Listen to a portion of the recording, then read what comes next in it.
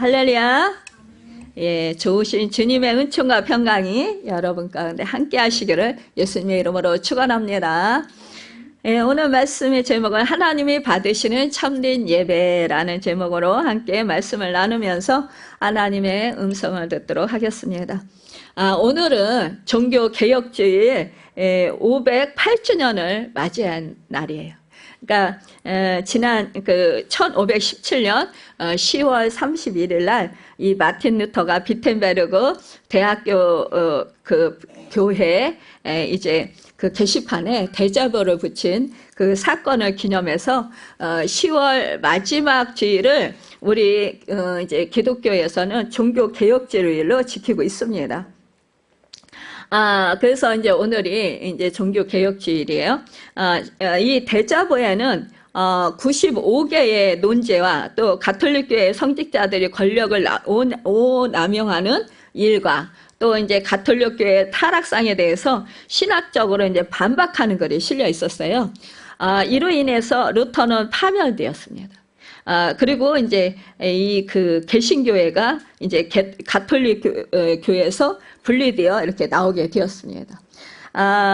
이렇게 우리 교회가 이제 세워지게 된 것입니다. 그러니까 기독교가 세워진 게 된 거예요. 우리 그 교회 달력으로 이 종교개혁절은 그래서 단순한 그냥 기념일이 아니라 우리 신앙의 뿌리를 되돌아보는 날이라는 거죠. 그러니까 우리 자신이 지금 이제 내가 지금 예배를 잘 드리고 있는지, 아니면 믿음으로 잘 살고 있는지, 아니면 말씀에 순종하고 잘 살고 있는지, 정말 그 하나님을 사랑하고 하나님을 기쁘시게 하면서 살고 있는지 우리가 나 자신을 이제 돌아보는 날이라는 거죠. 그러니까 신앙을 점검해보는 날이라 하고 우리가 생각해 볼 수 있습니다. 그러니까 이 종교개혁 정신은 이제 뭐 그 예전에 그 뭐 1517년에 그 일어났던 그때의 과거의 사건이 아니라 이제 뭐예요? 매 시대마다, 그쵸? 교회를 새롭게 하는 오직 말씀, 오직 믿음, 오직 은혜로 이렇게 하나님이 부르시었다라는 것입니다. 그래서 우리가 이렇게 하나님의 부르심에 합당한 그런 삶을 살도록 우리는 이렇게 종교개혁주일 날만큼은 또 이제 예배를 드리면서 우리가 또 하나님의 인도를 받도록 더 힘쓰는 그런 날이 되어야 될 것입니다. 우리들은요, 하나님을 기쁘시게 하고 하나님으로 영광되게 하는 향기로운 제사를 드리고 있나 우리가 생각해 볼 수 있다라는 거예요. 우리가 하나님과의 관계에서 보면은 우리가 예배가 참 중요해요. 그렇죠? 왜요? 이 예배는 하나님을 만나고 하나님 앞에 우리가 제사를 드리면서 뭐예요? 그러면서 우리가 전폭적으로 그 하나님과 나와 이제 서로 대화를 나누고 또 하나님의 그 인도하심을 받는 그러한 것이 바로 예배라 볼 수 있어요. 그러니까 하나님께 영광을 돌리면서 일찍이 이 모세는 율법 아래서 사는 이스라엘 민족들에게 하나님을 기쁘시게 하는 온전한 제사가 어떤 것인가를 설명했어요. 그러니까 신명기 6장 4절을 보면 이스라엘아 들으라. 우리 하나님 여호와는 오직 하나님 여호와시니 너는 마음을 다하고 성품을 다하고 힘을 다하여 내 하나님 여호와를 사랑하라 라고 말씀했어요. 그러니까 우리가 뭐예요? 이 마음을 다한다라는 거, 내 마음을 다한다는 거, 온 마음을 드린다라는 거, 그렇죠? 성품을 다하는, 내 인격을 드리는 것입니다. 힘을 다하는 것, 그러니까 모든 것을 다해서 그렇게 하나님을 사랑하라는 것입니다. 전인격적으로 하나님을 사랑하라는 것이죠. 그러니까 이렇게 우리가 예배를 드릴 때는 이러한 마음 자세가 전폭적으로 하나님께 올인하는 그런 예배를 드려야 된다라는 거예요. 그러니까 뭐예요? 우리가 마음을 다하고 뜻을 다하고 정말로 성품을 다하고 힘을 다해서 그렇게 드리는 예배. 그것을 뭐예요? 우리가 정말 하나님께만 집중하는 예배라는 거죠. 그렇죠? 하나님께 온 마음을 내 정성을 다해서 드리는 거예요. 여러분, 우리가 마음이 있는 곳에요. 정말 그곳에 뭐예요? 우리의 나의 그 생각이 있고 또 뭐예요? 나의 뜻이 있고 또 내 인생이 있습니다, 여러분. 그러니까 우리가 정말 하나님을 사랑하면 여러분 오직 구속한 주님만 보인다라고 하잖아요. 그러니까 다른 거에는 개의치 않습니다. 그러니까 예배를 드리고자 하는 그런 사모하는 마음이 하나님을 만나고 하나님께 예배 드리고자 하는 그 마음이 아주 그 갈망함이 내 속에서 부릿듯이 일어난다라는 거예요. 그리고 그 하나님의 사랑에 너무 감사하고 감격해서 내 모든 것을 다 바쳐서 드려도 부족함이 그러니까 부족하다라고 생각을 하는 거죠. 그렇죠? 그래서 정말 온전히 예배드리러 나오면서도 사실상 예배드리러 나오면서 우리가 뭐 눈길을 끄는 것들이 많이 있잖아요. 그런데 그것에 관심을 두는 게 아니라 오직 하나님께만 예배 드리는 거에만 마음이 쏠린다라는 거예요. 생각이 쏠린다라는 거예요. 그러니까 예배에 집중하는 그런 마음이 든다라는 거죠. 하나님을 찾고 하나님을 온전히 모셔드리고 하나님께만 높여드리고 싶어하는 그러한 마음이 부릿듯이 일어난다라는 거예요. 정말 이 성령이 충만하면요, 우리가 인격적인 하나님을 깊이 만나면 정말로 나 같은 죄인이 어떻게 이렇게 죄사함 받고 하나님의 택한 자녀가 되어서 하나님께 이렇게 예배드릴 수 있는 그런 은혜를 받을 수 있는 것인가라는 생각에 너무 놀라워합니다. 그러면서 정말 그 은혜가 너무 감사하니까요. 그 하나님께 예배드리고자 하는 그 지극정성을 다 쏟게 된다라는 것입니다.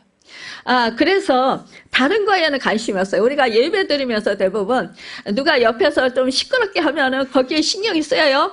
근데요, 사실상 우리가 진짜 하나님께 온 마음을 다하고 힘을 다하고 성품을 다하면 온전히 하나님께만 올인해서 그런 거에 관심이 없습니다. 그런 거에 신경이 안 쓰입니다. 안 쓰는 게 아니라 안 쓰여요.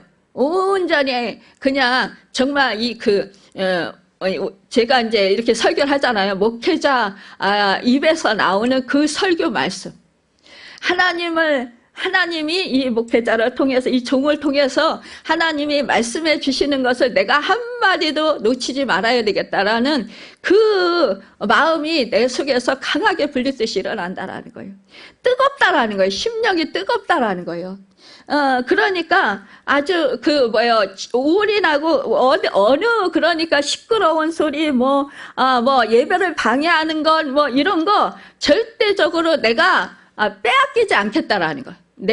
내가 하나님께 지금 예배 드리는 것에 대해서 정말 집중해서 내가 하나님으로부터 이 시간 내가 하나님께서 말씀하시는 것을 아주 소중히 여기고 내가 받고 그 말씀을 내가 바꿔야 되는 것, 내가 고쳐야 되는 것이 있다면 그것을 고치려고 힘쓰고자 하는 그런 마음. 그러니까 내가 낮아진 마음, 겸손한 마음, 정말로 하나님의 말씀을 정말 한마디도 내가 놓치지 않겠다라는 그러한 마음과 각오가 서 있게 된다라는 것입니다. 그러니까요, 우리가 정말 이렇게 찬양을 불러도요, 찬송을 불러도 여러분 사실상 내가 목소리가 잘 나오든 안 나오든 음정 박자가 잘 맞든 안 맞든 물론 잘 맞으면 좋죠, 그렇죠? 잘 맞든 안 맞든 이 하나님께 내가 온 마음을 다해서 정말 내 모든 힘과 내 모든 그 에너지를 다 끌어서 그래서 정말 하나님께만 찬송을 하겠다라는 그 일념으로 영광을 돌리겠다라는 그 일념으로 내 모든 것을 바쳐서 그렇게 여러분 힘껏 진짜 찬송을 하면 몰입해서 찬송을 드리면은요 뜨거움이 옵니다. 정말 가슴이 뜨겁고 벅차고 기쁘고 감격스럽고 감사가 넘치고 그래서 여러분 정말 이 하나님이 진짜 이 찬송을 하나님이 받으시는구나. 이 하나님이 기뻐하시는구나. 이걸 느낄 정도로 그렇게 그 하나님과의 교감이 느껴진다라는 거예요. 우리가 이렇게 예배드리는 것, 이것이 바로 정말 하나님 여호와를 사랑하는 것이라고 볼 수 있습니다. 오늘 한편 신약 시대를 이제 신약을 열어주신 이 예수님께서는 하나님을 기쁘시게 하는 온전한 제사가 무엇인가에 대해서 이렇게 말씀하셨어요. 요한복음 4장 24절을 보면, 하나님은 영이시니 예배하는 자가 신령과 진정으로 예배할지니라 이렇게 말씀했어요. 그러니까 아버지께서 이렇게 자기에게 예배하는 자들을 찾으시느니라 요한복음 4장 23절에 말씀하고 있습니다. 참으로 우리의 예배 행위가 하나님을 기쁘시게 하는 예배가 되고 또 우리가 드리는 영적 제사가 하나님의 무한하신 은혜와 긍휼의 촉진제가 되기 위해서는 온전한 제사가 되어야 한다는 거예요. 또 흠없는 제사가 되어야 한다는 것입니다. 그러니까 온전한 제사, 곧 흠없는 제사가 무엇일까요? 그것은요, 우리의 구원을 위해서 하나님께서 하나밖에 없는 독생자 예수 그리스도를 우리에게 주셨잖아요. 그런 거와 같이 우리들도 하나님의 영광을 위해서 우리의 마음을, 온 마음을 다 드리는 거예요. 그리고 정성을 기울이고 힘을 다하는 예배와 헌신 봉사를 드려야 하는 것입니다. 받은 은혜에 감사해서 자원하는 심령으로요. 그러니까 우리가 교회에서 봉사를 해도요, 오른손이 하는 것을 왼손이 알지 못하게 해야 된다는 거. 그것은 뭐예요? 나 같은 죄인이 죄사함 받고 구원을 받았어요. 하나님의 자녀가 됐어요. 의롭다 여김을 받았어요. 그래서 하나님의 놀라우신 그 은혜 속에서 내가 도움을 받으면서 하나님의 그 은혜 속에서 복을 받으면서 살고 있어요. 그렇다면 여러분, 사실상 그 받은 은혜에 감사해서 내 모든 것을 다 바쳐서 드려도 부족하다라는 거예요. 그러니까 뭐요? 부족한 마음을 깨달으니까 정말 자원하는 심령으로 나에게 주신 것, 있는 것, 모든 것을 하나님께 드려도 아깝지 않은 거예요. 더 드려도 더 드리고 싶은 거예요. 정말 내가 못 드려서 너무너무 안타까운 마음이 드는 거예요. 그러니까 사람들을 의식할까요? 아니요. 사람들이 뭐라고 하든지 칭찬하든지 사람들이 너무 저 극성맞아 이렇게 하고 좀 비아냥거릴지라도 여러분 사람들이 뭐라고 할지라도요. 여러분 거기에 개의치 않습니다. 왜요? 하나님께 드리는 것이기 때문에 그렇습니다. 알아주든 몰라주든 상관이 없습니다. 이것이 바로 하나님께로 온 마음을 드리는 것일 것입니다. 오늘 본문 말라기 1장 1절에서 이스라엘에게 하나님은 이렇게 말씀하십니다. 뭐라고 말씀하시니까 여호와께서 말라기를 통하여 이스라엘에게 말씀하신 경고라. 여기 경고는요, 원어적인 의미로 무거운 짐, 무거운 말씀으로 해석할 수 있습니다. 이 경고의 말씀을 전하는 자나 듣는 자나 모두에게 짓누르는 무거운 짐과 같은 말씀이라는 거예요. 여러분, 우리가 하나님의 말씀을 들을 때 우리가 위로받고 새 힘을 얻고 우리가 치료받고 우리가 마음이 기뻐지고 즐겁고 행복하고 소망적이고 이런 말씀을 듣기를 원하십니까? 그런데요, 여러분, 이 말씀은요, 우리 모두에게 짓누르는 무거운 짐과 같은 말씀이래요. 말씀이 짓누른다라는 거예요. 그런데 이 말씀을 듣고 돌이키면 새 인생을 살 수 있다라는 것입니다. 그 이유는 말씀을 듣는 자를 다시 살리기 위해서 경고의 말씀을 하나님께서 주시는 것이기 때문입니다. 그러니까 하나님께서 아무 말씀도 하시지 않는 것은요, 오히려 불행한 일이라는 거예요. 여러분, 말라기야서 4장 6절 말씀에 보니까 그가 아버지의 마음을 자녀에게로 돌이키게 하고 자녀들의 마음을 그들의 아버지에게로 돌이키게 하리라. 돌이키지 아니하면 두렵건대 내가 와서 저주로 그 땅을 칠까 하노라 하시니라. 이렇게 말씀했어요. 그러니까요, 이 말라기 말씀을 끝으로요, 사실상 400년 동안 하나님은 침묵하셨습니다. 왜요?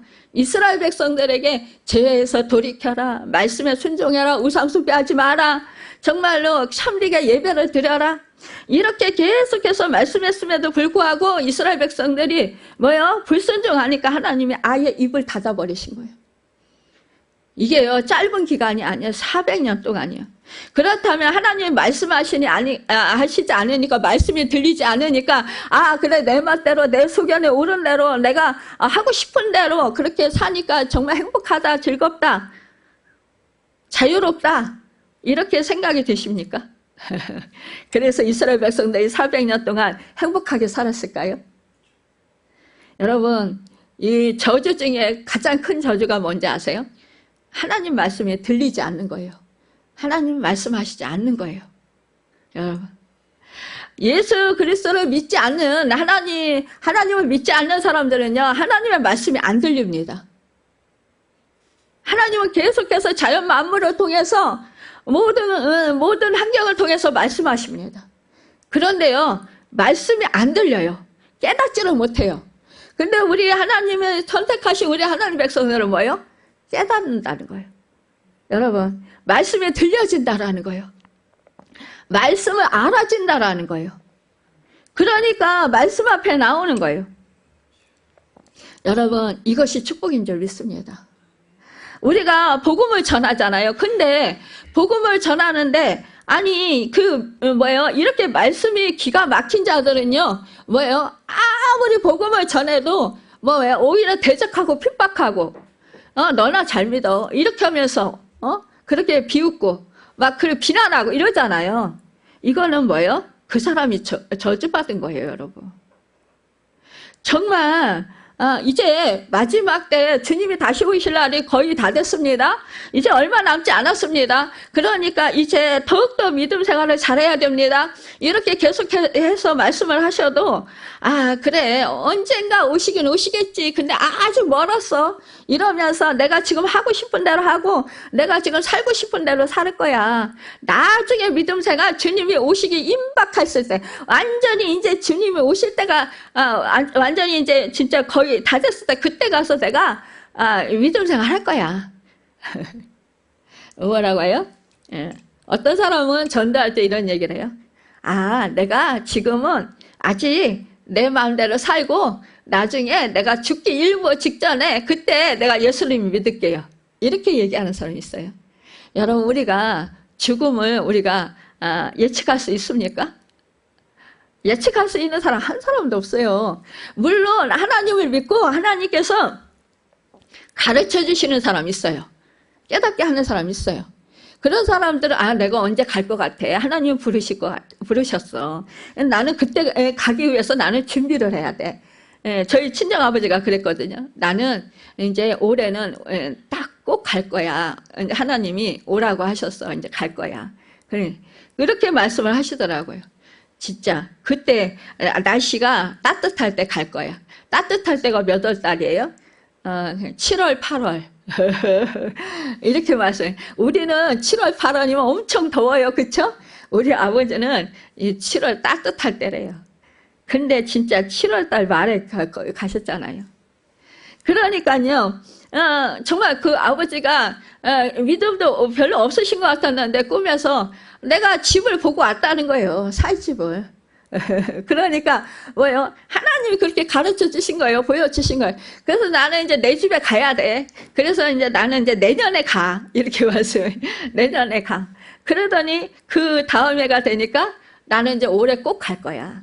이렇게 말씀하시는. 여러분, 이것은 하나님이 사랑해서 알려주신 거예요. 그렇죠? 가르쳐 주신 거예요. 우리도 그렇게 되길 바랍니다. 그래서 복 있는 자들이 되시길 바랍니다. 정말 하나님이 부르시는 그날 임박해서 우리가 깨달아 알면은 준비할 거잖아요. 그렇죠? 더 믿음 생활 잘 할 거잖아요. 그렇죠? 그러니까 하나님 관계가 더 좋아질 거잖아요. 그러니까 참 감사할 것 같습니다. 말라기서는 하나님께서 먼저 말씀하시고 그 말씀을 들은 이스라엘이 거기에 의문을 품고 반문을 하게 되어집니다.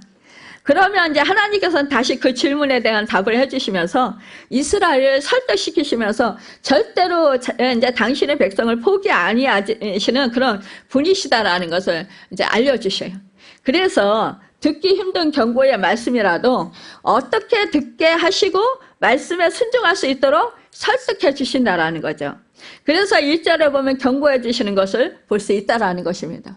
여러분, 경고의 말씀을 듣는 거요, 재앙이 아니에요. 오히려 축복인 줄 믿습니다. 경고의 말씀을 듣고요, 내가 그것을 고치면 돼요, 여러분. 근데 우리가요, 대부분 내 잘못을요, 알고 죄를 지을 수도 있어요. 근데 대부분 모르고 죄를 많이 져요. 잘못을 많이 해요. 다른 사람들은 내 허물과 내 잘못, 내 죄악을 알아요. 보고 알아요. 근데 내 자신은 정작 몰라요. 몰라서 같은 죄를 자꾸 반복해요. 나도 모르게. 그럼 다른 사람들은, 저 사람 왜 자꾸 안 좋은 것을 자꾸 계속하지? 그러면서 안타까워해요. 그쵸? 근데 자신은 모르고 나는 그런 일을 한 적 없다라는 거예요. 여러분, 우리 누구나 다 대부분 그래요, 여러분. 인간은. 왜요? 허물주머니가 앞에 있는 것이 아니라 뒤에 있대요. 그러니까 뒤에 달렸으니까 뒤에 오는 사람들은, 옆에 있는 사람들은 봐요. 근데 자신은 정작 허물주머니가 뒤에 있으니까 못 봐요. 그러니까 자꾸만 내가 뭘 잘못했는지, 내가 어떤 습관이 나쁜 습관인지 잘 몰라요. 깨닫지 못해요. 그러니까 남이 나의 나쁜 습관을 얘기해주거나 잘못된 걸 얘기해주면 내가 잘못인 줄 모르고 있으니까 화를 내기도 하고 짜증을 내기도 한단 말하는 거예요. 그러면서 막 그냥 기분 나빠한다라는 거죠. 근데 사실상 우리가 기분 나빠할 게 아니라 그래, 내가 이거를 고치면은 나는 더 정말로 좋은 사람이 되겠구나. 나는 더 그래, 하나님 주님을 닮은 사람이 되겠구나. 이렇게 생각을 하면 오히려 감사한 거예요. 기쁜 거예요. 여러분, 하나님은 먼저 야곱을 택하시고 에서를 버리신 선택적 사랑을 상기시키십니다. 그러면서 이렇게 말씀을 시작해요. 이스라엘은 야곱이 변화되어서 얻은 새 이름이에요. 그쵸? 이 이스라엘에게 하나님께서 말씀하셨다라는 것을 결국 하나님의 말씀을 들을 만한 사람에게 말씀해 주셨다라는 거예요. 그러니까 들을 귀가 있는 자에게 말씀해 주셨다고 우리가 해석할 수 있다라는 거죠. 그러니까 하나님의 말씀을 듣지 않아서 우리가 망한다라는 거예요. 사실상 이 야곱이 이스라엘이 이 변화되기 전에 야곱이었잖아. 야곱은 사기꾼이에요. 그쵸? 속이는 자예요. 속이는 자, 사기꾼이었는데 어떻게 됐어요? 하나님이 그를 라반, 이삭 집에 보내서 이 라반은 이 야곱을 더 많이 속이는 거예요. 그쵸? 품삯을 10번이나 변경시켰다고 할 정도로. 그리고 라헬을 사랑해서 7년을 수년같이 기쁨으로 여기면서 이렇게 섬겼는데, 그래는 봉사했는데 라헬을 준 게 아니라 레아를 줬어요. 언니 레아. 그리고 또 다시 7년을 또 라헬을 줄게. 그러니까 우리 이곳에서는 형보다 동생이 먼저 시집가고 장가가는 경우 없다. 그러니까 형을 먼저 보내야 돼, 언니를. 그래서 레아를 줬어. 그러니까 네가 라헬을 갖고 싶으면 레아하고 결혼하고 싶으면 너 7년을 더 봉사를 해라. 그러니까 봉사를 더 했잖아요, 여러분. 그러니까 야곱도요, 대단해요. 그쵸? 끈기가. 아니, 7년 봉사를 했잖아요. 라헬을 위해서. 근데 속았잖아요. 근데 또 7년을 또 라헬을 얻기 위해서 또 그 봉사를 하는 게 얼마나 라헬을 사랑했으면 그렇게 속았어도 또 그렇게 7년을 또 하냐고요. 14년을 무려 봉사를 한 거예요. 그쵸? 라헬 하나를 얻기 위해서. 여러분, 그러니까 끈기가 있고 정말 야곱에게는 정말 라헬을 사랑한 그 사랑이 대단하다고 볼 수 있습니다. 여러분, 그런데요, 결국은 우리가 이렇게 하나님이요, 너도 깨달아, 너도 당해봐. 그래야 너도 깨닫지. 그게 얼마나 힘들고 얼마나 고통스러운 건지. 이러고 하나님이 우리에게 그런 걸 당하게 하신다는 거예요. 내가 사기꾼 기질이 있고 내가 거짓말을 하면 나도 거짓말을 당하게 하시고 나도 사기를 당하게 하신다라는 거예요. 그래서 그게 얼마나 아프고 그게 얼마나 힘든 것인가 깨달아 알고 다시는 나는 그런 짓을 안 한다, 이제. 이렇게 하면서 우리가 고치는 거예요, 여러분. 이거와 같이요, 우리 하나님은요, 이렇게 우리에게 말씀하시는 하나님이라는 거예요. 하나님께서는 이스라엘이 바벨론 포로에서 돌아와서 다시 나라를 세우게 하셨는데, 그때 가장 먼저 명령한 것이 성전 재건 공사였어요. 그러니까 성이 다 해파됐어요. 무너졌어요. 그러니까 성벽도 다시 쌓아야 되고 이 성전도 다시 복원해야 됐어요. 그러니까 이제 하나님은 뭐예요? 하나님과의 관계를 새롭게 맺고 다시 이제 성전을 복원시켜서 거기서 이제 다시 회복해서 너희가 나한테 제사를 드리고 그리고 너희와 나와 뭐예요? 관계가 더욱더 친밀하게 지내자 이거예요. 여러분 좋은 관계로 지내자. 이거 말씀하시는 거예요. 여러분 이 하나님께서는 이스라엘을 바벨론 포로에서 돌아 다시 나라를 세우게 하셨잖아요. 그때 가장 먼저 명령한 것이 바로 성전 재건 공사였다라는 거예요. 왜냐하면 이렇게 관계를 새롭게 하시기 위해서라는 거예요. 그리고 다시 회복시키기 위해서 그렇게 하셨던 것입니다. 이 성전 공사가 완공된 지 100년 후에 선포된 말씀이 바로 오늘 보면 말라기서 말씀입니다. 그러니까 학계 선지자는 성전 공사부터 완공하라고 하시면서 하나님과의 관계가 회복되면 복을 주겠다고 선포를 하셨어요. 그래서 하나님의 말씀대로 이스라엘 백성들이 이제 그 바벨론 포로에서 돌아와서 성전을 재건 공사를 하고 성벽을 다시 쌓고 막 이래서 잘 마쳤어요. 이제 방해하는 방해꾼들도 많았어요. 그렇지만 이 방해꾼들을 하나님께 기도하면서 하나님의 도우심을 받아서 정말 그들이 이거를 잘 이제 마무리를 했어요. 그리고 나서 성전에서 이제 이 제단을 쌓으면서 이렇게 이제 예배를 드렸어요. 그런데요. 학계 선지자를 통해서 이렇게 말씀해 주셨잖아요. 성전 복원하고 잘 이제 제사를 잘 드리고 제단을 잘 쌓으면 내가 너에게 복을 주겠다. 근데요, 이 말씀하신 대로 이스라엘 백성에게 복이 임하지 않았어요. 여러분과 제가 신앙생활을 열심히 했어요. 그쵸? 그때 우리가 생각했던 대로 그 하나님이 복을 주실 줄 알았는데 복이 임하지 않아요. 그럴 때 여러분 실망하죠. 마음이 무너지죠. 좌절되죠. 그래서 내가 이렇게 예배를 잘 드렸는데 하나님 말씀에 순종했는데 왜 이렇게 힘든 거야? 왜 이렇게 하나님이 아직 안 열어주시지? 이러면서 우리가 좀 마음이 좀 무너지는 그런 마음이 들게 됩니다. 그러니까 이렇게 정말 이 성전에서 잘 예배를 드려도 인생이 풀리지 않습니다. 여전히 먹고 사는 것이 힘들었고 나라는 여전히 페르시아 속국으로 있었어요. 그러다 보니까 이들에게는 드는 생각이 무엇인가 하면 예배를 잘 드려서 뭐하나. 그래. 이렇게 흠없는 제물을 하나님께 드리면서 이렇게 정말 제사를 잘 드리면 뭐하나? 우리에게 약속하는 하나님의 말씀이 지키시지도 않는데 우리가 이렇게 한다고 하나님이 특별하게 우리한테 복을 주시는 것도 없는데 이렇게 우리는 이렇게 지극정성으로 하면 괜히 속는 것 같은 하나님한테 속은 것 같은 그런 생각이 들었다라는 거죠. 여러분은 그럴 때 없으셨어요? 저는 그럴 때가 있었어요. 열심히 진짜 기도하고 하루 종일 하나님만 찾고 그랬는데 하나님이 이거 해결시켜 주시는 게 아니라 더 그냥 연단이 더 깊어져. 야 진짜 이거는 완전히 그냥 욥하고 똑같이 진짜 물질적으로 몸병으로 그냥 모든 것을 다 인간관계고 다 하나님이 다 무너뜨리셔. 그러니까 너무너무 힘든 거예요. 하나님 분명 복을 주신다고 하셨는데 왜 이렇게 힘들지? 기다리다 지쳐가지고 마음이 서운한 마음이 들어. 그래서 하나님 나 마음이 서운해요. 하나님 어쩜 이럴 수가 있어요. 이랬어요. 그런데 그런데 성경 말씀을 읽어보니까 믿음의 선진들도요 고난을 많이 받았더라고요. 오히려 다윗도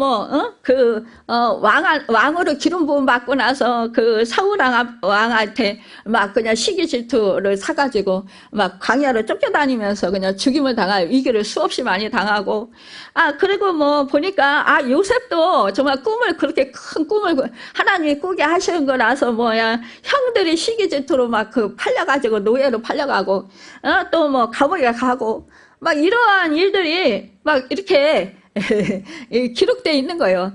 그 말씀을 보니까 그래, 이게 바로 믿음의 여정이구나. 그러면 나도 기다려야지. 그러면 하나님이 이렇게 비전을 주셨으니까 그 비전을 붙들고 나는 인내하면서 기도하고 말씀 붙들고 예배 드리면서 이렇게 한번 해보자, 나도.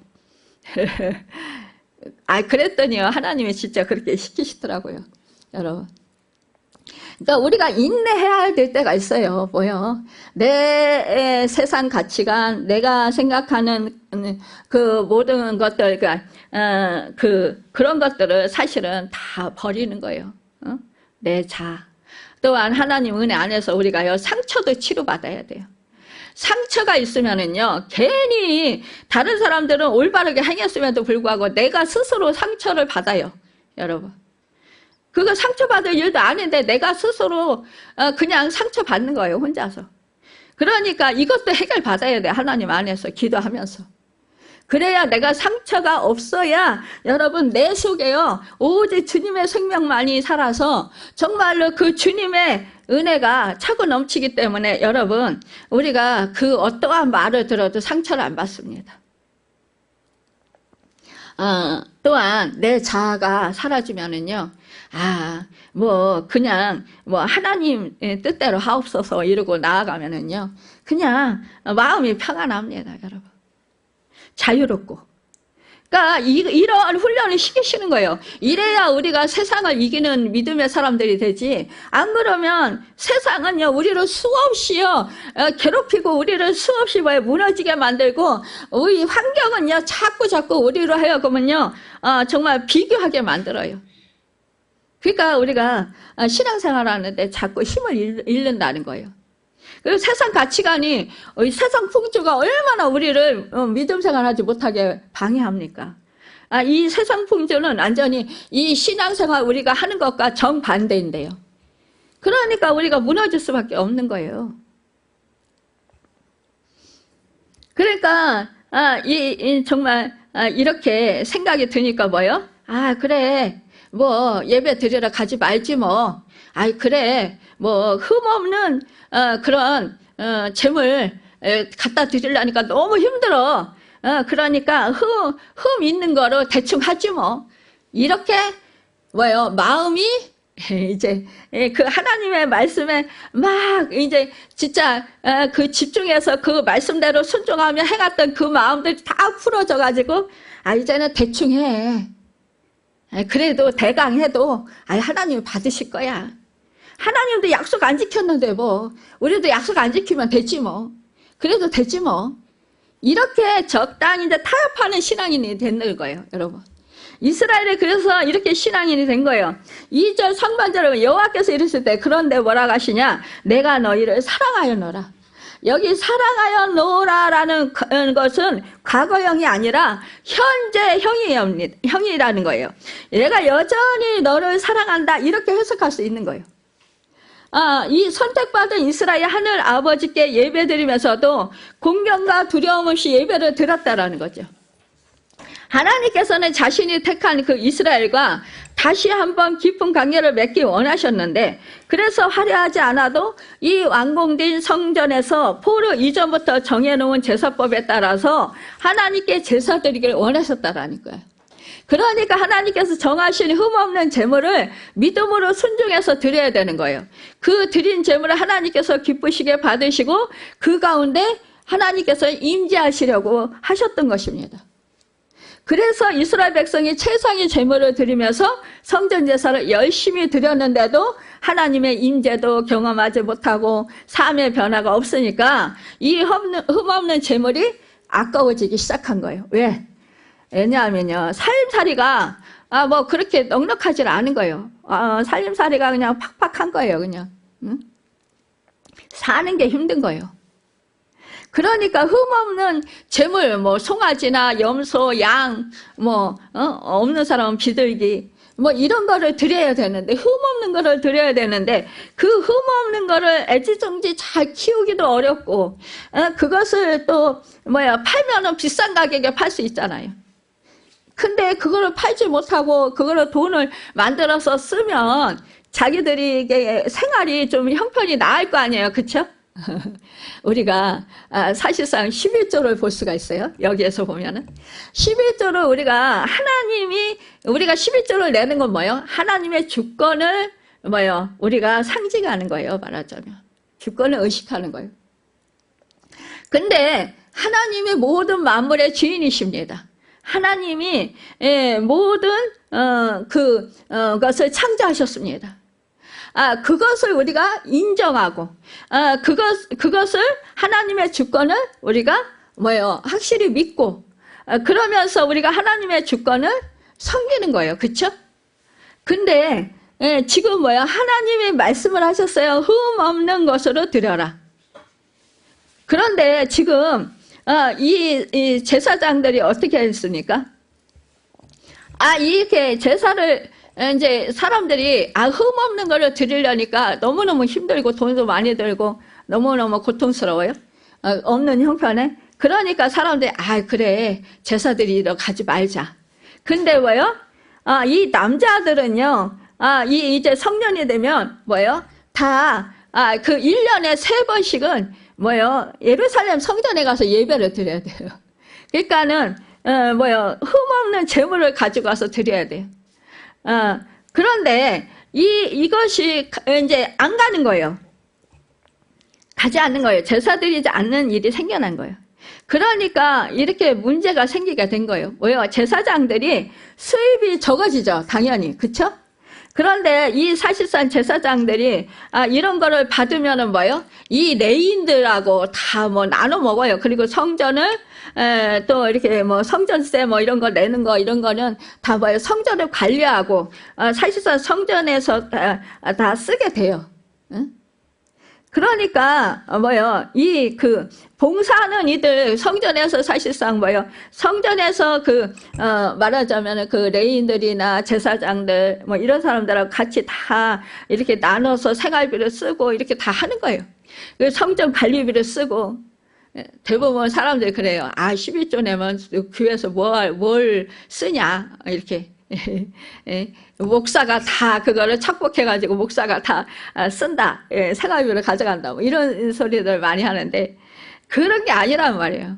헌금이 들어오면 사실상 뭐예요? 성전을 여기 사실상 우리 관리하고 이렇게 뭐 쓰는 데 있어서 많이 들어가요. 별거 아닌 것 같아도.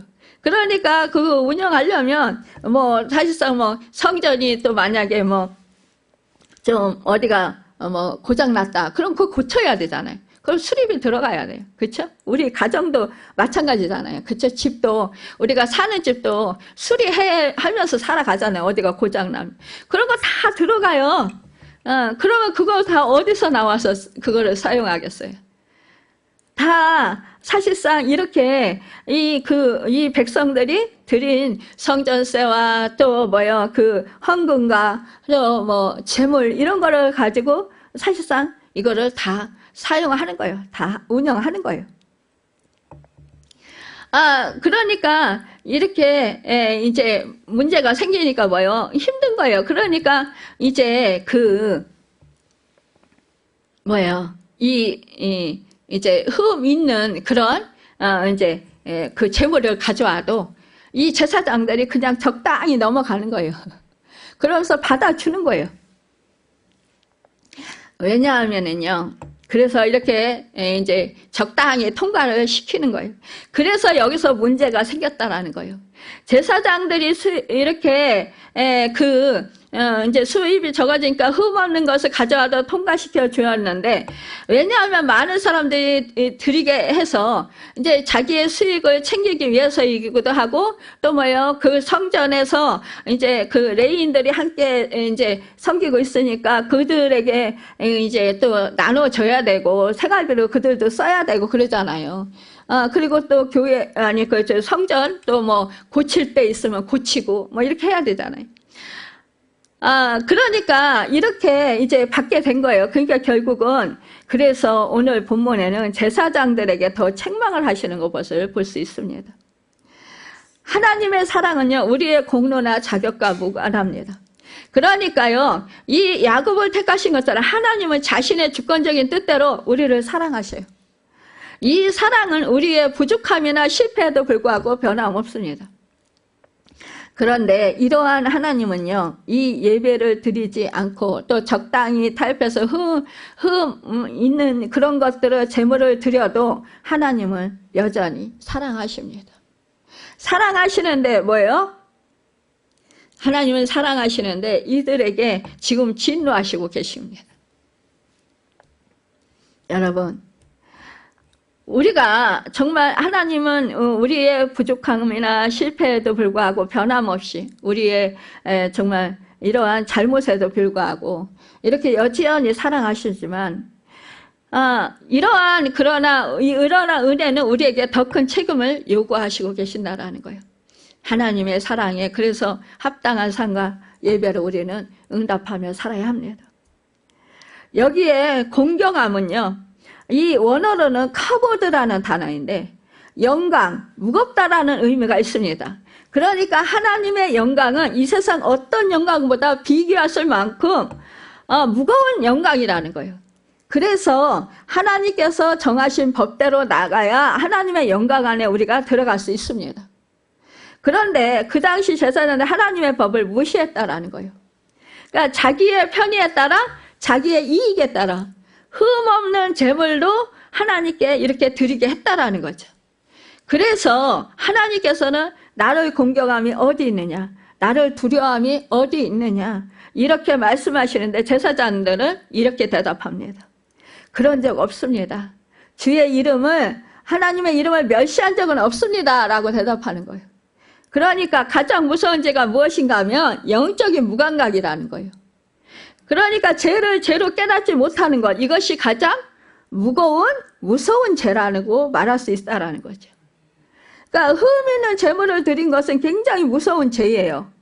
그것에 대해서 죄라고 인식하지 못하는 것, 이것이 바로 무서운 죄라고 볼 수 있다라는 거예요.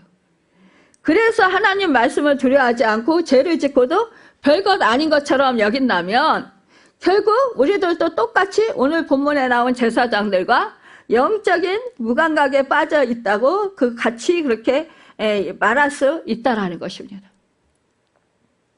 하나님께서는요, 눈에 보이지 않아요. 그렇죠? 하나님은 영이셔요.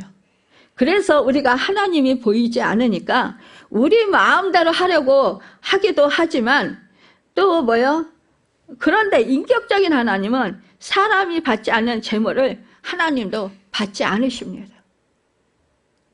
8절에서 9절에 보니까요, 만군의 여호와가 이르노라 너희가 눈먼 희생제물을 바치는 것이 어찌 악하지 아니하며 저는 것 병든 것을 드리는 것이 어찌 악하지 아니하냐. 이제 그것을 너희 총독에게 드려보라. 그가 너를 기뻐하겠으면 너를 받아주겠느냐. 만군의 여호와가 이르노라 너희는 나 하나님께 은혜를 구하면서 우리를 불쌍히 여기소서 하여 보라. 너희가 이같이 행하였으니 내가 너희 중 하나인 줄 받겠느냐. 이렇게 말씀하신 거예요. 하나님께서 눈 멀고 다리 절고, 여러분, 사실상 이렇게, 이러한, 그런,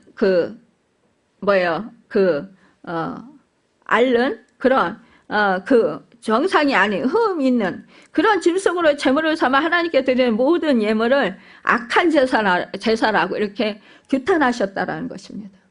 뿐만 아니라 악한 제사와 헛된 제사를 드리는 인간들에게는 절대로 은혜를 내리지 않을 것이고 또 긍휼을 베풀지 아니하시겠다고 선언하셨다는 것을 우리가 알 수 있어요. 여러분, 교회 지도자들은요, 더 큰 영적 책임이 있어요. 제사장들의 타락이 지금 말하는 목사들이에요. 목회자들. 이 타락이 백성들의 그 신앙생활에 부정적 영향을 미쳤다라는 거죠. 오늘날 영적 지도자들의 삶과 태도는요, 성도들의 신앙에 중요한 영향을 미칩니다. 참된 영적 지도자는 하나님을 경외하고 올바른 본을 보여야 한다는 거예요. 그러니까 자신의 직분을 통해서 하나님의 영광을 드러내는 것이 영적 지도자의 핵심 사명입니다. 예수님은요, 예루살렘 성전을 정하실 때 요한복음 2장 13절에서 22절 사이에 보면은요, 하나님의 집을 장사하는 집으로 만든 종교 지도자들을 책망하셨어요. 바리새인들의 의식을 책망하신 예수님의 우리 태도는요, 이 말라기가 이 제사장들의 형식적 예배를 책망한 것과 같은 일맥상통을 한다라는 거예요. 뭐요? 비둘기 파는 사람, 이 종교 지도자들이 뭐요? 타협한 거예요. 이 막 시골 저 멀리에서 흠없는 재물을 가지고 오다가 뭐 상하고 그러면은 또 다시 가서 또 흠없는 거를 또 다시 가져와야 되고, 이러한 수고와 이러한 힘든 것이 있으니까, 그래, 가까이에, 이 성전 가까이에서 매매를 해서 흠없는 거를 팔고, 그러면은, 또 이제 성전에서 이제 그 예물로 드리는 헌금 드리는 그 동전을 바꾸는 것. 이것을, 그래, 이 성전에서 하자. 성전 가까이에서 하자. 근데요, 이곳에 장사칠이 들어왔는데, 이곳은요, 여인의 뜰이라고 하기도 하고, 이방인의 뜰이라고 하다는, 이방인들과 여인들이 그 제사를 드리는 곳이에요. 예배를 드리는 곳이에요. 그곳에서 지금 장사하는 소굴로 만들었다는 거예요. 그러니까 예수님이 강도의 소굴로 만들었다고 그 비둘기 파는 장사 그걸 엎고 그냥 모든 재물들을 다 쫓아내고 그 장사들을 쫓아내고 이렇게 한 거예요. 그러니까요. 이렇게 우리들의 마음속에 있는 잘못된 그러한 그 가치관과 신앙생활들을 우리도 쫓아내야 되는 거예요. 이스라엘 백성이 이방인 총독에게도 드리지 않는 것을 하나님께 바치었다라는 거죠. 하나님께서 그래서 책망하시는 것입니다. 그러잖아요. 너희 총독에게 드려보라. 이렇게 병든 것. 너희가 눈먼 희생제물을 이 총독에게 드려보라는 거예요. 그러면 이 이방인 총독이 받냐? 안 받는다 이거예요. 그런데 이 이방인 총독도 안 받는 것을 전능하신 하나님, 너희를 살리시는 생명의 주인이신 하나님인 나를 가지고 나에게 이것을 주면 내가 받겠느냐? 이 말씀이에요. 그러니까 이 말은 하나님보다 이스라엘 백성들이 사람을 더 두려워했다는 것이에요. 그러니까 세상 권세를 더 두려워하면서 하나님께 예배드리면서 하나님께서 예배받기를 원했다라는 거예요. 그리고 나의 기도를 응답받기를 원했다라는 것입니다. 그러니까 하나님의 말씀대로 살지도 않으면서 마음은 뜨거워지지도 않고 마음은 갈망함도 없으면서 정말로 마음은 내 마음은 정말 전폭적으로 하나님께 드리지 아니하면서 기도는 응답받기 원했다라는 거예요. 내가 말씀에 순종하지도 않으면서 그러면서 기도 응답받기 받았다라는 거죠. 이 말은 결국요 예배를 드리면서도 자기중심적인 예배를 드리고 있었다라는 것입니다. 그런데 예배는 하나님께 다 맞춰져 있잖아요. 그렇죠? 하나님의 말씀에 다 맞춰져 있어요. 하나님께 맞춰져 있습니다. 여러분, 하나님 말씀에 우리가 맞춰지게 되면요 우리 심령이 뜨거워집니다. 우리 심령이요 벅차게 돼요. 감격스럽고 아니면은 찔림을 받아서 아파요. 여러분, 아픈 것도 복이에요. 여러분, 우리가 말씀 앞에 설 때 혼과 영과 간절과 골수를 찔러 쪼개기까지 우리의 영혼을 새롭게 하신다고 했어요. 여러분, 찔림을 당했는데 안 아파요? 찔림을 당하면 당연히 아파요. 우리가 말씀으로 수술 받으면 아파요. 여러분, 우리는요 우리 속에요 우리 더러운 찌꺼기가 엄청 많아요. 우리 옛날 어렸을 때부터 내가 알지 못하는 상처들, 그거 나도 모르게 다 쌓아놓고 있어요. 우리 속에, 마음속에, 마음 깊은 곳에. 그러죠? 또한 우리가 이 본성, 이 쓴뿌리들이요 아주 못된 죄악 그 덩어리들이 우리 속에 아주 내재하고 있어요. 그런데 이게 말씀을 이렇게 들으면은요 내가 상처가 있으면 그거 찔림받아요. 그러니까 이게 상처가 돋아나서 아파요. 이 상처가 드러나요. 말씀을 들으면은요 내 자아가 드러나요. 여러분, 영적으로 여러분 성령이 역사를 하면은요 내 속에 숨겨져 있던 가라앉아 있던 그 상처와 내 쓴뿌리들 악한 것들이 드러나요. 그래야 드러나야 치유가 되고 그래야 이것이 사라지는 거예요. 그래야 해결되는 거예요. 그러니까 내가 정복으로 말씀으로 찔림을 받으면 여러분 이게 드러나서 이것이 내가 말씀으로 순종하고 행하면 이게 치유되어서 내가 회복되는 거예요. 근데 사람들이 그걸 모르고 말씀으로 내가 찔림 받아서 아팠어. 그러면 이것을 내가 고치려고 생각하지 않고 목사를 통해서 목사님이 왜 저러지? 나한테 저렇게 아픈 소리를 해. 누가 목사가 아프게 찔리겠습니까? 그러면 그 사람 얼굴 보기 얼마나 힘들겠어요. 여러분, 그럴 시간 없어요. 이 강단에서. 설교 하나님 말씀 받아서 전하기도 바쁜데 무슨 누구를 지목해서 누구를 뭘 어떻게 하겠어요. 여러분. 그러니까 그 목사 사람의 소리를 듣지 말고 하나님 말씀으로 받으세요. 그러면 내가 고치면 돼요. 그래 나를 고치라고 하는 거야. 그래 내가 고치자. 이렇게 결단하고 고치면 돼요. 그러면 내가 새로워지고 주님 말씀대로 사니까 내가 복을 받잖아요. 그쵸? 내가 변화되잖아요. 변화돼서 내가 주님의 제자로 살잖아요. 주님의 형상을 이루잖아요. 주님의 성품을 이루잖아요. 그리고 주님의 능력에 있는 그런 권능 있는 사람이 되잖아요. 성령이 충만한 사람이 되잖아요. 그러면 됐죠. 그쵸? 근데 그걸 가지고 내가 상처받았다 그러고 그러면서 삐지고 그렇게 그러면 누구 손해겠어요? 자신 손해요, 자신. 여러분.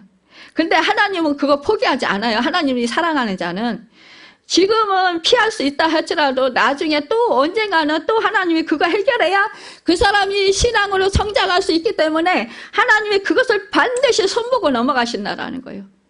그러니까 그게 걸려 있다라는 거예요. 걸려서 그거를 못 넘어가요. 우리가 넘어가야 되는데 여러분 하나님은 그거 내가 못 견뎠어요. 그리고 있다고 치워지지 않아요.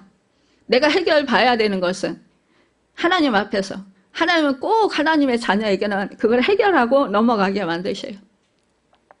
왜요?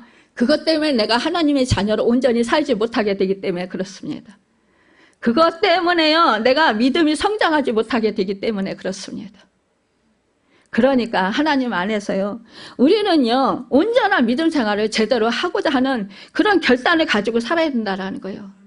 자꾸 한 다리는 세상에 한 다리는 하나님께 그렇게 걸치고 가래징인가 찢어지는 것 같이 그런 고통을 당하지 말고 그냥 하나님께 올인을 해보십시오. 그러면 오히려요 세상 것이 아주 그냥 별거 아니게 느껴집니다. 오히려 왜요? 하나님이 나에게 함께 하셔서 그 권능으로 여러분 능히 세상을 이기게 하시기 때문에 그렇습니다. 그런데 자꾸 이렇게 걸치고 있으면 양다리 걸치고 있으면요 이쪽에도 저쪽에도 결국은요 못하고 결국은 힘은 힘대로 들고 고통은 고통대로 받습니다. 그러니까 미련한 짓 그만하시고 혹시라도 있다면 정말 이제 믿음을 택하시길 바랍니다.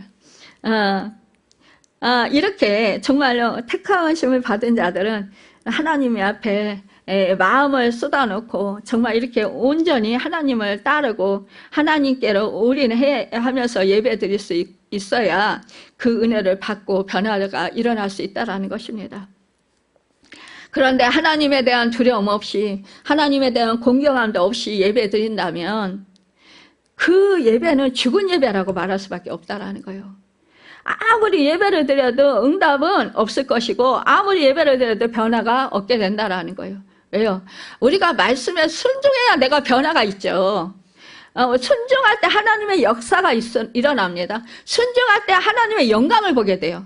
하나님의 그 부활의 역사를 우리가 경험하게 돼요. 순종할 때. 순종이 없으면 그런 것이 나타나지 않습니다.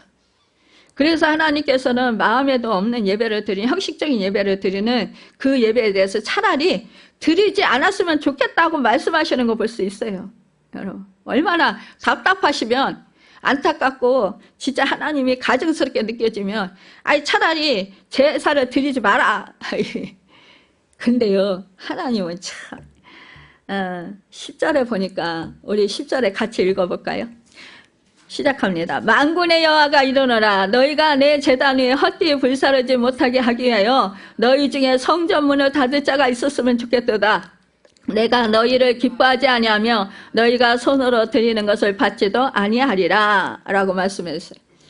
여러분, 그러니까 하나님께서 가장 싫어하시는 예배는 마음에 없는 예배라는 거예요. 그런데 이들은 이런 예배를 드렸다는 거예요. 왜냐하면 안 드리는 것보다 낫기 때문이에요. 그래서 이들은 예배드려 나옵니다. 우리로 말하면 이제 주일에 나와요. 그런데 억지로 나와서 마지못해 예배를 드린다라는 거예요. 그러니까 출석 도장 찍고 성전 마당만 밟고 하나님께 얼굴 한번 비추고 간다라는 것입니다. 그러니까 예배가 일이 되는 거예요. 한 번만 드려도 번거로운 일이 되는 거예요. 그렇죠? 억지로 하니까 일이 돼요. 막 그냥 귀찮은 거예요. 그냥 한번 예배드려 올라오면 막 번거롭게 느껴지고 막 짜증 나는 거예요. 그냥 우리 마음이 문제라는 거죠. 13절에 보니까요, 만군의 여호와가 이르노라. 너희가 또 말하기를 이 일이 얼마나 번거로운가 하며 코웃음치고 훔친 물건과 저는 것 병든 것을 가져왔느니라. 너희가 이같이 봉헌물을 가져오니 내가 그것을 너희 손에서 받겠느냐? 이는 여호와의 말이니라. 이렇게 말씀하시잖아요. 그러니까 우리 속을 얼마나 깨뜨려 보십니까? 얼마나 번거로운 거 하며 코웃음치고 훔친 물건과 저는 것 병든 것을 가져왔대요. 여러분, 8절에 보면 정말로 이 세상을 살아가는데 하나님을 노엽게 하면서 한평생을 잘못 살다간 이 불행한 사람들을 볼 수 있다라는 거죠. 여러분, 하나님 받지 않는다는. 그들은 하나님께 나아가 하나님의 은혜를 구하고 하나님의 긍휼을 갈망하면서 제사를 드렸는데 그 제물은 눈먼 짐승과 다리 저는 짐승과 병든 짐승들이었다라는 거죠. 왜 그들은 그 같은 짐승을 제물로 삼아 하나님께 제사했을까요? 그러니까 표면적으로는요, 온전한 짐승보다 값이 싸요. 그렇죠? 그러니까 그런 짐승을 골라 잡은 것이라는 거죠. 그러나 내면적으로는 진실한 신앙심과 하나님께 대한 경건심이 결여되어 있었다라는 거죠. 사실로 우리 사람에게서 하나님께 대한 경건심과 진실한 신앙심이 빠져나가게 되면 그 자리에 무엇이 와서 대체하게 되겠습니까? 틀림없이 의식과 가면, 체면과 형식이 그 자리에 대신하게 된다라는 것입니다. 우리의 마음에는요, 이 공허하대요. 그러니까 이 마음이요, 뭔가가 채워져 있어야 된다라는 거예요. 그러니까 하나님으로 채워져 있고 말씀으로 채워져 있으면 다른 거는 생각이 안 된다는 거예요. 그런데 여러분, 우리가 하나님 말씀으로 하나님으로 채워지지 않으면 세상 것이 자꾸 들어와요. 그러니까 그거를 채우는 거예요. 헛헛하니까. 그러니까 우리가 뭔가를 채워야 되는 거예요. 그래서 우리는요, 더욱더 하나님을 채워야 된다. 그러니까 우리의 신앙 가운데 예배가 번거로워지기 시작하면 그 신앙은 이미 죽어가고 있다라고 생각해야 된다라는 거죠. 그러니까 예배가 하나님을 만나는 자리가 아니고 예배가 의무가 되어지고 예배 자리가 부담스러운 자리가 되어지면 그 신앙은 이미 죽어가고 있다라고 말할 수 있다는 거예요. 그래서 신앙을 살려야 하는데 어떻게 살릴 수 있을까요? 바로 예배가 다시 회복되어야 된다는 거예요. 예배가 회복되면 신앙도 살게 된다는 거예요. 그러니까 말씀이 잘 들려지면 살게 되어진다는 거예요. 여러분, 내가 믿음에서 조금 무감각해지면요, 말씀이 안 들려요. 여러분, 이 기독교 방송을 옛날에 들었어도 똑같은 목사님 설교도 안 들려요. 무감각해져요. 무슨 뜻인지 잘 이렇게 이해가 잘 안 돼요. 여러분, 사실상 이렇게 우리가 이제 예배가 회복되면 신앙도 회복됩니다. 그래서 내가 말씀이 들려진다. 그러면 여러분 듣고 내가 뜨거워지고 내가 회개가 되고 돌이켜지고 내가 변화가 되려고 애쓰고 이러면 사는 거예요, 여러분. 응? 예배드리면서 영혼이 살아나면 여러분 살게 됩니다. 그러니까 우리의 신앙이 회복하려면 먼저 예배가 회복되어야 된다는 거예요. 예배만 회복되면 우리의 신앙은 달라져요. 그래서 우리가 진짜 변화되기를 원한다면 예배를 드리는 자세가 달라져야 한다는 거예요. 11절에 보니까 만군의 여호와가 일어나 해 뜨는 곳에서부터 해 지는 곳까지의 이방 민족 중에서 내 이름이 크게 될 것이라. 각처에서 내 이름을 위하여 분향하며 깨끗한 제물을 드리니 이는 내 이름이 이방 민족 중에서 크게 될 것임이니라. 이렇게 말씀했어요. 하나님께서 성전문을 영원히 열어놓으셨다라는 거예요. 하나님께서 마음에도 없는 예배를 드릴 거면 차라리 성전문을 닫았으면 좋겠다. 누가 닫아주었으면 좋겠다라고 말씀하시는 거예요. 그런데 성전문을 또 열려고 하시는 것을 볼 수 있다는 거예요. 예수님께서 제물이 되시고 성전이 되셔서 너희가 이 성전을 헐라 내가 사흘 동안에 일으키리라 라고 우리 예수님 말씀하셨어요. 그러니까 우리 예수님이 자신이 성전이 되었다라는 거죠. 그리고 흠없는 제물이 되셨어요. 희생제물이 되셔서 우리를 대신해서 우리 죄를 대신해서 십자가에 못 박혀 달려서 죽으셨어요. 그리고는 성전문을 활짝 열어놓으신 거예요. 이 성전은요 영원히 주님을 만날 수 있는 얼마든지 이 시간 가운데 십자가 보혈의 피를 의지해서 우리는 하나님을 만날 수 있는 그런 은혜가 주어졌다라는 거예요. 그런데요 이 문제는 본문과 같이 마음이 없는 예배를 드리는 자가 성전문을 스스로 닫는 것이라는 거죠. 그러니까 성전문은 이렇게 활짝 열렸어요. 그렇죠? 믿지 않는 사람들에게도 열려 있어요. 뭐냐? 그들에게 복음이 전파되잖아요. 그렇죠? 근데 그들이 자기 스스로가 기가 막혀서 마음문이 닫혀서 안 들어요. 못 들어요. 이게 바로 닫힌 거예요. 말하자면. 여러분. 그러니까 하나님은 예수 그리스도를 통해서 성전문을 활짝 열어놓으셨어요. 누구든지 와라. 그래. 하나님은 받아주신다 이거예요. 근데 뭐요? 내가 열어야 되는 거예요. 여러분. 그러니까 뭐예요? 우리가 내 마음을 다해서 내가 형식적인 예배를 드리지 말고 뭐예요? 이제 진짜 드리기 싫은데 마음은 딴 생각하면서 억지로 예배를 드리지 말고 그래서 스스로 문을 닫지 말고 하나님의 영광을 볼 수 있도록 내가 내 마음을 활짝 열고 내가 하나님께 올인하고 집중하고 말씀에 집중해서 내가 하나님께 진정한 예배를 드리자 이거죠. 여러분. 그러면 여러분 우리가 하나님의 영광의 은혜를 받게 된다라는 거예요. 민수기 6장 24절에 26절에 보면 여호와는 내게 복을 주시고 너를 지키시기를 원하며 여호와는 그의 얼굴을 내게 비추사 은혜 베푸시기를 원하며 여호와는 그 얼굴을 내게로 향하여 드사 평강 주시기를 원하노라 할지니라 하라. 이 제사장이요 이스라엘 백성에게 축복을 빌어주라고 말씀하신 당부하신 이 말씀이 바로 이 말씀이에요. 그러니까 우리에게 뭐예요? 복을 주시길 원하신다라는 거 하나님은. 우리가 은혜를 그러니까 받기를 원하시고 하나님은 계시다라는 거예요. 복을 받기를 원하시고 계시다라는 거 하나님은요. 하나님의 영광 가운데 우리가 거하게 되기를 원하시고 하나님과 친밀한 그 관계를 맺으며 사랑을 나누자 이거예요. 여러분 우리의 무감각하고 딱딱하게 굳어진 마음을 이제는 부드러운 마음으로 바꾸고 닫힌 마음으로 활짝 여시는 저와 여러분이 되길 바랍니다. 하나님은 자신이 죽어서라도 자신이 택한 백성들을 다시 살리시려고 십자가로 그 증거를 보여주셨습니다. 그 사실을 잊지를 마시길 바랍니다. 여러분 변함없는 사랑의 증거 이 십자가의 증거를 이 십자가의 사랑을 우리 모두에게 주셨으니까 이 사랑의 십자가를 더 깊이 깨달아서 담대하게 정말로 예배할 때마다 사모함으로 갈망함으로 주님 앞에 나아가서 설 수 있기를 바랍니다.